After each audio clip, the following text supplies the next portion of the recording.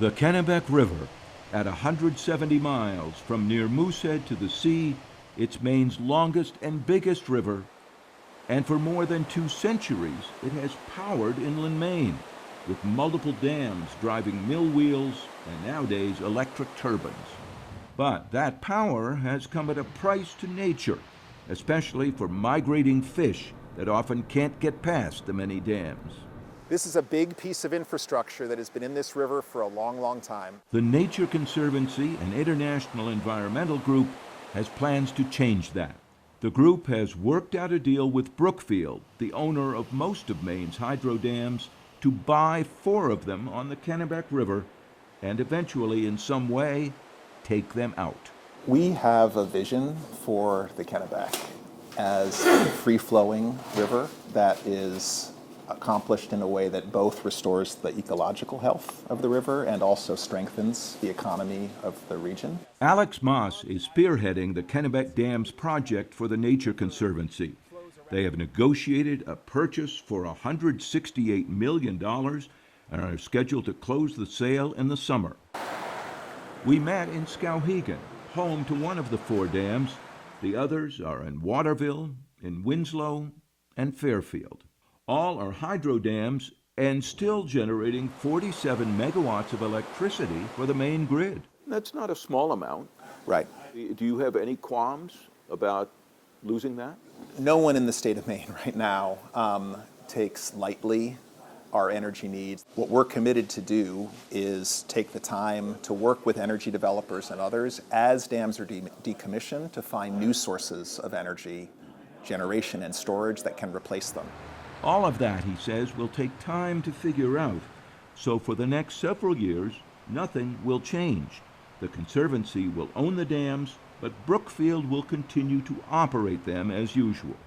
This whole process is really just getting started, but so far, one of the dams in particular is generating some controversy, and it's this dam, the Shawmut Dam on the Kennebec.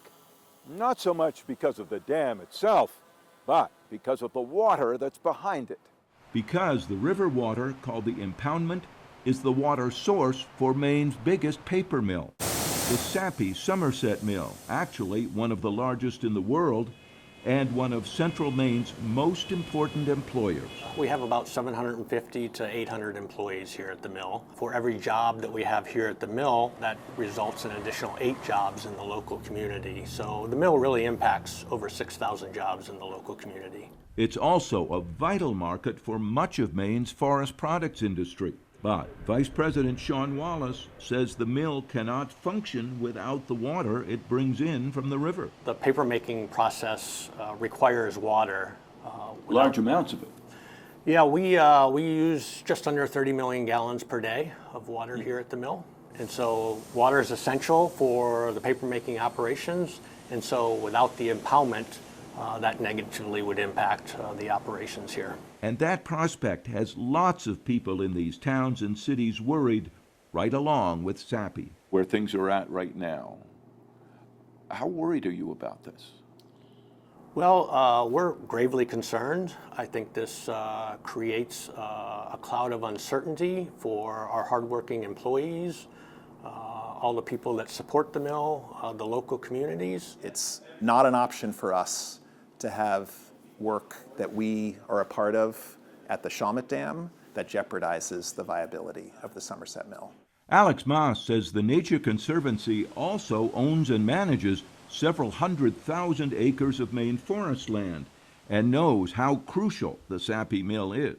We are 100% committed to working with them, and we believe that there are a range of viable options. We need to figure out which ones give Sappi the comfort that they need, and that's essential. But they do have other options. Maybe a special fish elevator, like this one at a dam on the Sebasticook River in nearby Benton. That dam saw a huge increase in the number of alewives after dams in Augusta and Winslow were taken out. Sean Wallace says he likes what was done in Howland on the Piscataquis River, where a channel was built to bypass the dam so fish can swim upstream, but leave some of the water impoundment in place. The Nature Conservancy and Sappi will be looking at all of those ideas all of them expensive. You know, we share the goal of improving sea-run fisheries on the Kennebec River. So we remain optimistic that there's a win-win solution.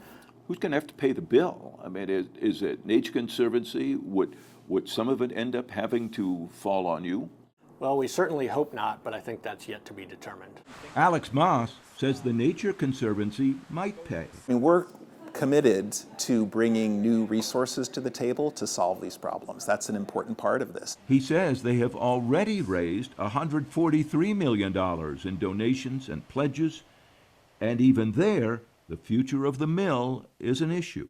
Alex Wass says some donors around the country have made their pledges on the condition that the water supply for the Sappi mill is protected.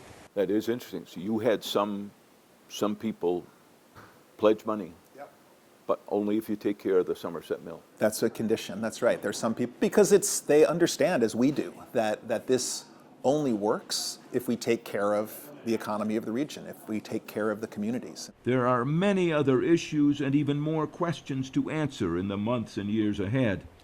But right now, for just about everyone around here and the overall Maine forest products industry, the key question is the future of the mill.